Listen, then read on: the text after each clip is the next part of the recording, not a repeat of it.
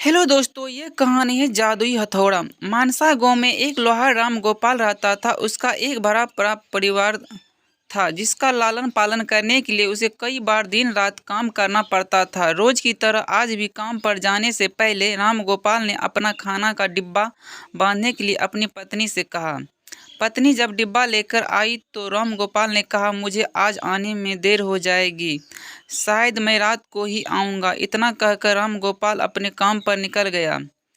काम पर जाने का रास्ता एक जंगल से होकर गुजरता था। वहाँ जैसे ही राम गोपाल पहुँचा उसे कुछ आवाज़ सुनाई दी। जैसे ही राम गोपाल ने कुछ पास गया तो उसे देखा कि एक साधु भगवान की मंत्र जपने की साथ ही हंसी रहा था। हैरान होकर राम गोपाल ने पूछा, आप ठीक हैं? देखते ही देखते बाबा ने राम गोपाल का सारा खाना खा लिया।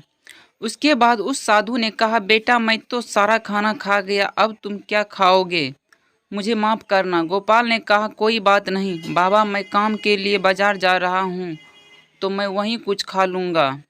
यह सुनकर उस साधु ने राम गोपाल को खूब आशीर्वाद दिया और भेंट के तौर पर एक हथौड़ा दे दिया। राम गोपाल ने कहा, आपका आशीर्वाद काफ़ी है, मैं इस हथौड़े का क्या करूँगा? इसे आप ही रखिए।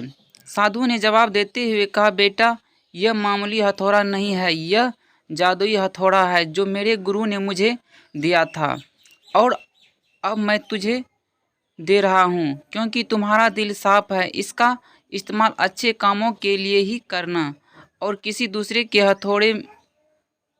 हाथ में इसे कभी मत देना। इतना कहकर वह बाबा वहाँ से अदृश्य हो गए।